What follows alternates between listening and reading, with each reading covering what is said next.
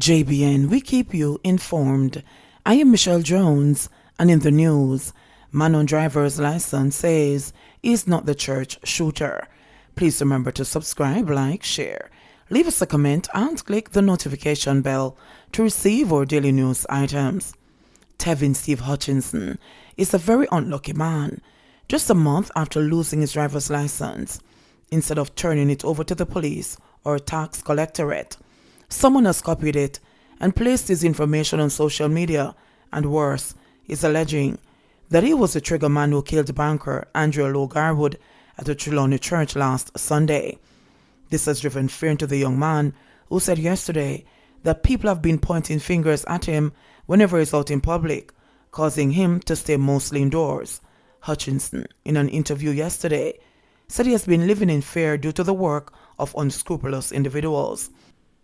His attorney, Michael Lorne, yesterday made it clear that his client is not the man who carried out the brazen murder of Andrew Lowe Garwood during a service at the Agape Christian Fellowship Church in Trelawney, and has appealed to the public to desist from ruining his client's reputation any further by continuing to share it online. Lowe Garwood, a National Commercial Bank employee, was shot and killed during worship by an assailant, who then fled the scene in a waiting motor vehicle. Loud screams and other emotional reactions from congregants could be seen and heard as the church service was being streamed live on Facebook. Police have since arrested 3 individuals in relation to the murder. A very concerned Lorne described the circumstances as a conspiracy and told of the resulting injury to Hutchinson's reputation. "My client is based in Kingston. I don't know who conspired to start circulating and pushing it like he was involved. That has gotten tremendous traction all over the island and has caused tremendous damage to the man's reputation, and the injury is beyond repair." When you're placed in that kind of category, automatically, persons start to judge you. They can't unsee what they've already seen. People will form their judgment, which is something you would not have had before being placed against his name, Lorne said. The attorney explained that Hutchinson has a letter from the police clearing his name.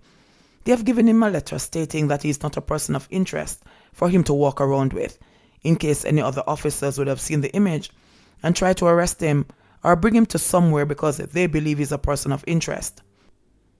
He is not a person of interest, and we ask that all circulation of his ID and social media and other platforms cease and desist, said the lawyer.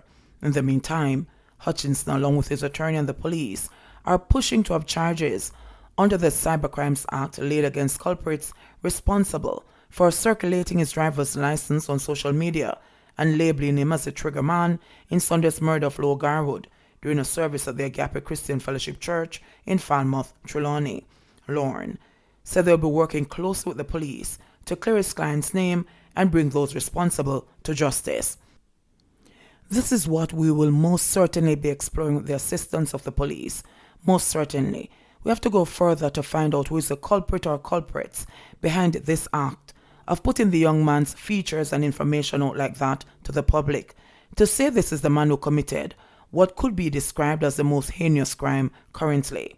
Head of the Jamaica Constabulary Forces, JCF, Corporate Communications Unit, CCU, Senior Superintendent Stephanie Lindsay indicated yesterday that a number of persons could be charged in this particular case following the necessary investigations.